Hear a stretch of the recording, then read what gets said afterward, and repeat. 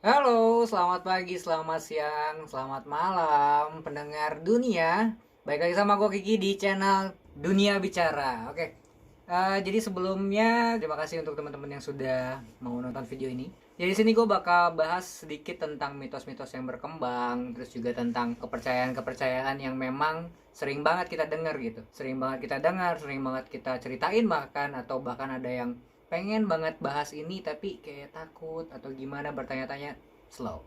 Dunia Bicara bakal mencoba untuk mengupas ya tipis-tipis lah, bahkan juga mungkin detail sedikit-sedikit aja. Untuk kali ini kita bakal ngebahas tentang raksasa. Siapa sih orang yang nggak kenal raksasa atau nggak pernah dengar raksasa? Banyak banget, mulai dari kepercayaan daerah, mulai dari kepercayaan agama, kepercayaan mitos dan segala macamnya. Satu contoh, misalkan lu pernah dengar masalah buto hijau. Buto hijau tuh gede. Genderuwo itu gede. Nah, itu bisa mungkin bisa bisa disatukan dalam mitos-mitos raksasa ya. Tapi di situ itu kan sudah diimplementasikan atau sudah masuk ke kultur ya, udah masuk ke adat istiadat atau budaya segala macam ya. Nah, tapi kalau di sini gue bakal sedikit dijelasin tentang si raksasa ini tadinya dari mana sih, terus juga pernah ditemukan di mana sih, bener atau enggak raksasa ini ada sih. Jadi gue bakal bahas tipis-tipis, jadi so enjoy the video man.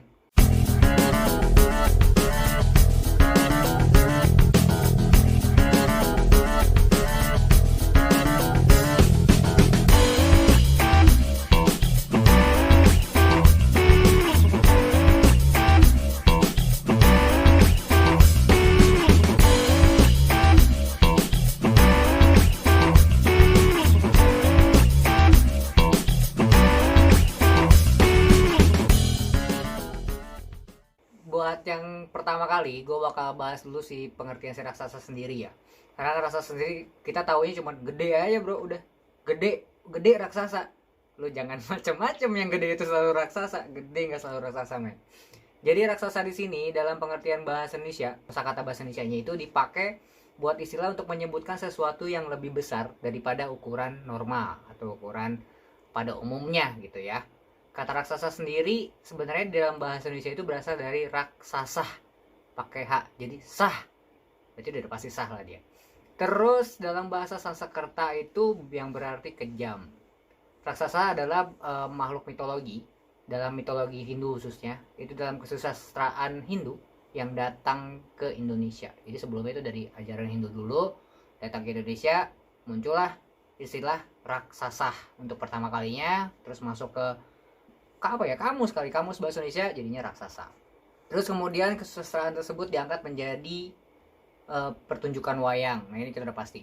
Kayak wayang kan kayak Mahabharata, terus kayak legenda Ramayana, mengadaptasi dari situ ya, dari mitologi tersebut atau dari kebudayaan Hindu gitu ya. Itu untuk pengertian raksasa dalam bahasa Indonesia, bahasa Sanskerta, dan dari mana asalnya tadi. Terus buat legenda raksasanya sendiri sebenarnya banyak banget yang berkembang, tapi karena ini kan memang istilahnya agak sedikit sensitif untuk beberapa negara untuk dibukakan. Taruhlah seperti alien atau unknown object, flying object atau UFO, ini menjadi selalu ditutupin sama pemerintah tersebut itu karena mereka takutnya menjadi isu yang malah bikin panik atau segala macam. Makanya nggak terlalu banyak nih yang memang valid yang menjelaskan tentang raksasa.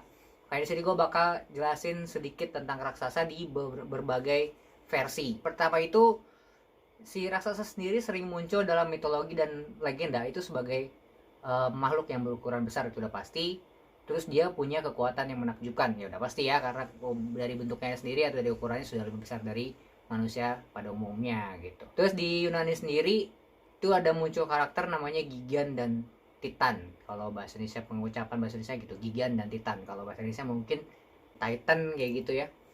Terus yang merupakan golongan tertua dari dewa dan dewi. Jadi sebenarnya mereka ini, raksasa ini asal usulnya menurut Yunani ini, mereka ini dewa men. Dewa dan dewi. Tapi karena mungkin dari unsur itu muncullah kata yang gampang banget diucapkan, daripada Gigan dan Titan ya raksasa aja. Semua yang besar itu raksasa. Terus juga mereka katanya di Yunani ini mereka yang menyebabkan gempa bumi dan gunung meletus karena mereka katanya itu tinggalnya di bawah tanah. Terus juga muncul salah satu ras raksasa yang mata satu itu Cyclops. Kita tahu ya Cyclops, sampai sekarang juga di game juga ada yang namanya Cyclops. Asal usul Cyclops itu ya raksasa bermata satu. Memang sih kalau Yunani memang tempatnya yang gitu-gitu ya men. kayak bangunannya udah kelihatan, terus bangunan-bangunan kuno juga udah mulai bisa baca lah kita sebesar apa sih orang yang dulu tinggal di situ, dilihat dari pilarnya yang besar-besar, terus juga kayak bangunan-bangunan yang sekitarnya itu kayak apa, udah sedikit menjelaskan lah bahwa raksasa itu sebenarnya bisa dipercaya kalau memang pernah ada di Yunani kayak gitu. Terus untuk mitologi yang lainnya itu yang jelas di mitologi Hindu udah pasti itu makhluk sejenis raksasa yang di sana tuh disebutnya Detya, Yaksa, Asura, sama raksasa itu sendiri gitu. Sebenarnya raksasa ini kalau di Hindu sendiri, terus ada lagi yang namanya Detya, Raksa, sama Asura. Terus mereka itu kalau di Hindu masuknya ke golongan supranatural yang punya kekuatan besar. Jadi kalau di Yunani tadi dewa dan dewi, kalau misalkan di Hindu ini masuknya ke karakter atau makhluk supranatural. Jadi sebagian dari mereka ini katanya kalau di Hindu itu bertentangan sama para dewa dan dewi. Terus sering banget ngeganggu manusia. Nah ini kita kan jadi kepikiran ya men. Raksasa di Hindu disebutnya sering ngeganggu manusia. Pasti orang mikirnya, ah iya sama genderuwo juga katanya sering ganggu manusia. Mungkin dari sini tadinya gitu. Baru tahu kan? Nah makanya gue bacain, gue lanjutin ya. Jadi beberapa dari mereka sebenarnya berwujud manusia. Nah itu disebutnya manusia raksasa. Jadi ternyata setelah gue cari informasi itu raksasa dan manusia raksasa itu berbeda. Berbedanya adalah dari wujud yang dia tunjukkan kepada orang lain kayak gitu. Kalau pas dia memang mitologi awalnya dia bermusuhan sama dewa dewi sebutnya raksasa aja. Tapi begitu dia mengenal manusia lebih jauh, dia menjelma menjadi manusia, jadinya manusia raksasa. Dan tapi dia sebagian dari mereka ini pemuja dewa, tapi nggak semua dewa dia puja, hanya tertentu aja. Dan setelah mereka mendapatkan anugerah atau kekuatan lah ya, mereka jadi takabur men, jadi sok, wah gue udah kuat, gue udah dapat kekuatan dari dewa, gue sikat nih manusia, gue ajarin. Nah mungkin dari situ muncullah pengertian bahwa raksasa ini selalu jahat, raksasa ini selalu menghancurkan apapun yang memang menurut dia nggak suka kayak gitu. Jadi itu tadi dari Hindu. Mungkin teman-teman di rumah juga sering dengar nih, kira-kira tentang raksasa ini teman-teman sering dengar yang kayak gimana? Tulis di komen di bawah ya. Gue bakal bacain komen kalian dan bakal mencoba untuk mencari data-data valid dari komen-komen kalian. Ini bener gak sih?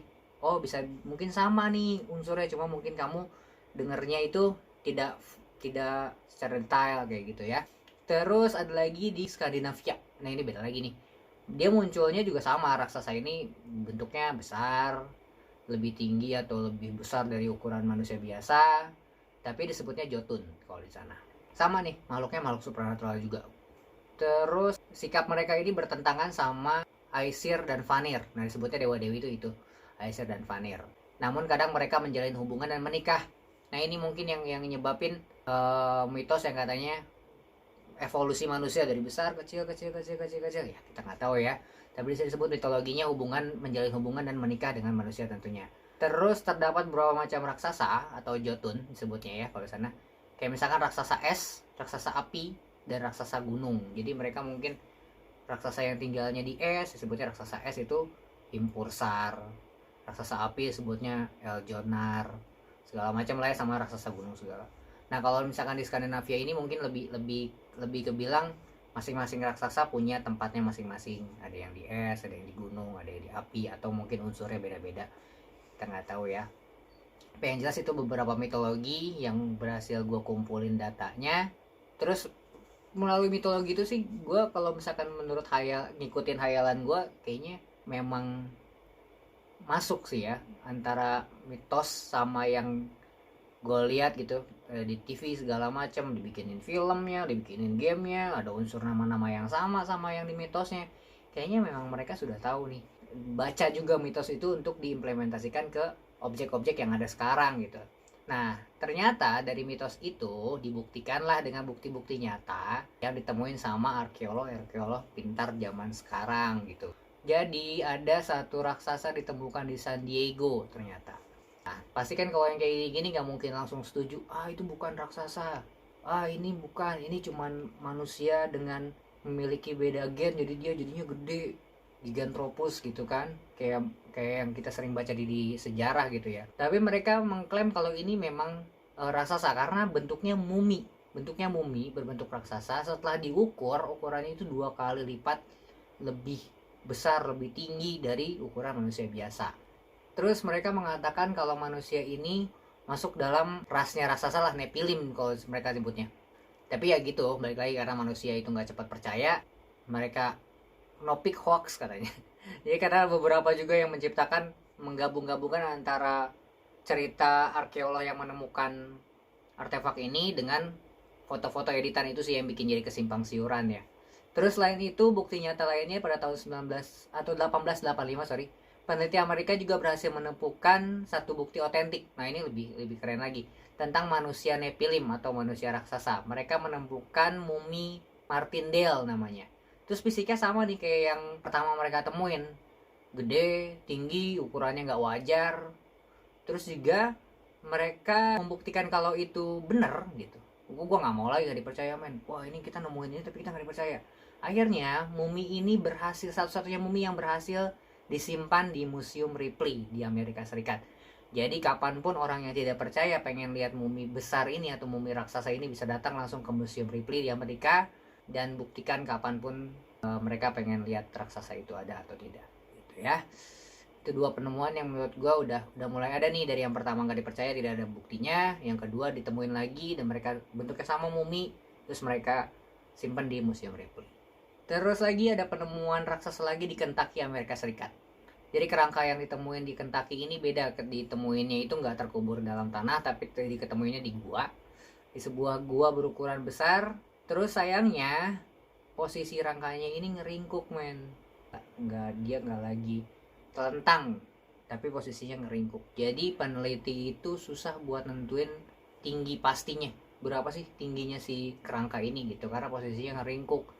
Tapi di gua itu juga nggak cuma ditemuin kerangka, tapi juga ditemuin 3 buah pedang dengan bentuk yang nggak normal. Jadi pedang yang gede, nggak kayak pedang-pedang yang dipakai sekarang, itu ukurannya nggak normal. Terus juga ukuran besarnya juga gede banget lah, memang sebanding sama kerangkanya.